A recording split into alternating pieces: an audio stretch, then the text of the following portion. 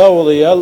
tani waa sheekada cilmi daahir cabdilaahi oo ah wiil naafo ah oo ku nool magaalada Gabiley daawasho wacan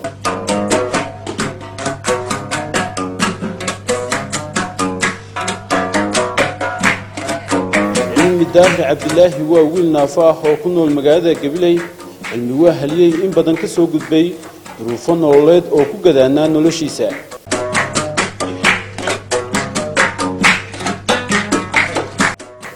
cilmi waa naafo malaha labada gacmood ee ilaahay bini aadamka ku galaday iyada oo ay sidaasi tahay cilmi waxa uu muujiyay dhiiranaan iyo dhabar adeeg badan oo waxa uu jabiyay darbi in badan xidhay dadka naafada ah ee dhigiisa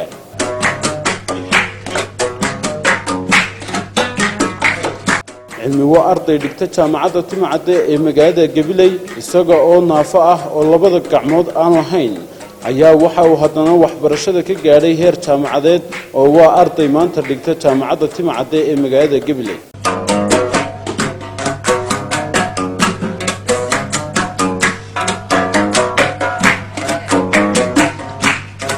cilmi daahir cabdilaahigaasi aynu ka soo warranay maanta waxay ahayd maalintii farxadiisa oo waxay ahayd maalintii meherka arooskiisa waxaana uu maanta la midoobay qofkii ay adduunka iska soo doorteen oo cilmi daahir cabdilaahi maanta waa aroos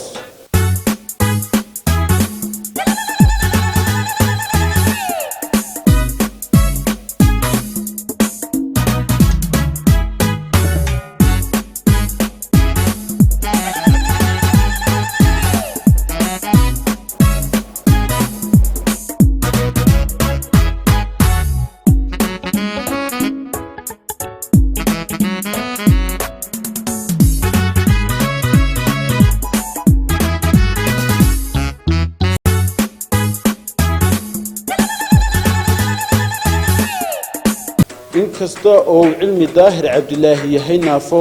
haddana kama ay hor istaagin inuu dhisto guri waxaana uu maanta nolosha la wadaagay boqoradiisa deeqa Cumar Maxamed xafladda meherka cilmi daahir cabdilaahi ayaa ahayd mid ay bulshada gobolka Gabiley aad u xiiseynayeen in ay ka qayb galaan waxaana ka soo qayb galay xafladda meherka cilmi daahir cabdilaahi iyo deeqa Cumar Maxamed dadweyne aad u tiro badan oo isugu jira gacal iyo xigaalba asxaabta cilmiga maanta arooska ahaa xildhibaanada golaha deegaanka degmada Gabiley ganacsato saxaafadda gobolka Gabiley iyo maayirka caasimadda Hargeysa Cabdikariin Axmed Mooge iyo sidoo kale duqa degmada Gabiley Maxamed Amiin Cumar Cabdi waxaana ay xafladii arooska u dhacday sidan si xurmo iyo qadarin mudan oo hidday iyo dhaqan inoo ahayd idinku weydiisanaynaa inaad siisaan deeqa Cumar Maxamed oo lu doonayno cilmi daahir cabdilaahi inaad siisaan ila taadu doonaysaan cilmi deeqa waan siinay si sharaf iyo karaama iyo milgo iyo hidaba inoo aydo inoo dhaqaneed waan siinay abtiyaal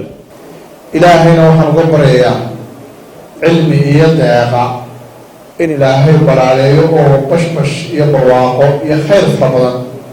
gurigooda dhexdiisa ku siiyo ilaahay idankii meherkii qarankeenu joogaa meher arooskii qarankana waa dhigaynaa hadraawilba aroos qaran loo dhigay iyo gaariye soo saamayn qofkii saddexaad aroos qaran loo dhiga ha noqdo cilmi insha allah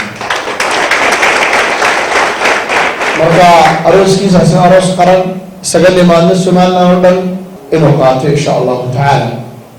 maalinta beemahooyinka arooska qaran aynu sameeynana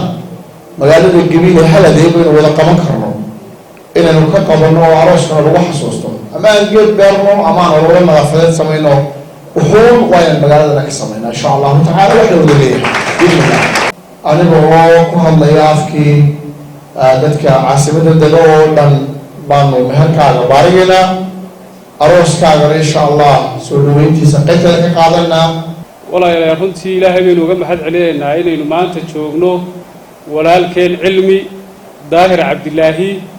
iyo walaasheen deeqa Cumar Maxamuud qoyskoodii inaynu joogno oo aynu niraahno inagoo isu dhan u niyadsan ku faraxsan jecel inay qoys ilaahay barakeeyo oo tafiirma oo dadkooda iyo diintoodaba iyo doolkoodaba anfacay noqdaan inaynu nidhaahno wada jiru nidhaahno baaraka allaahu laka wa baaraka calayka wa jamaca baynakuma fii khayr arooskaa qaranaya intaa kale waynu ku filannahay waxa weeye kow dowladda hoosaa kaa inaanu masaariif noloshiisa ka warwarin waa number one waa halka ugu muhiimsan weeye inta kalena insha allahu tacaala wuxuu ku aqalgeli doonaa hanti uu leeyahay xilana melihi maxaad iga wareerinaysaa laakiin wakaa maanta xoolihiisi iyo xilihiisiiba halkaa jooga idinkaa u xoolaa una xilaa cilmi aadan u gar istaagno wasalaamu calaykum waraxmatullahi qaar ka mid ahaa asxaabtii cilmi daahir cabdilaahi oo la hadlay telefishinka SBC ayaa sheegay in ay ku faraxsan yihiin inay ka soo qayb galaan xafladda saaxiibkood waxna yidhaahdeen waxaan halkan hambaryo u marinayaa walaalkay cilmi iyo walaashay deeqa oo meherka uu ka qabsoomay magaalada Gabiley waxaan leeyahay baaraka allaahu laka wa baaraka calayka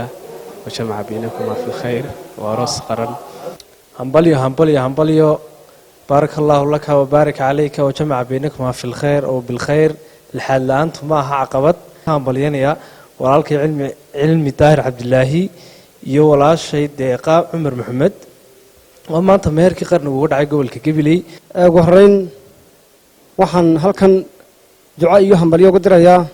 مهرك قرن قيمها بدن له ولالك علمي يو دقيقة وما أنت أدعي سهر سرعة waxaa hadda imika barbarkayga taagan cilmi daahir cabdilaahi oo ahaa caruuska aynu inta badan ka soo sheekaynaynay cilmi marka hore soo dhawow in badan baynu halkan aan kugu waraysanay adiga oo noloshaada ka warramaya maanta caruus baa tahay meherkaagii baynu ka soo baxnay bal dareenkaaga ka warran walla horta waan dhawahay waana maasha Allah dareenkaygu horta weligay intaan jiray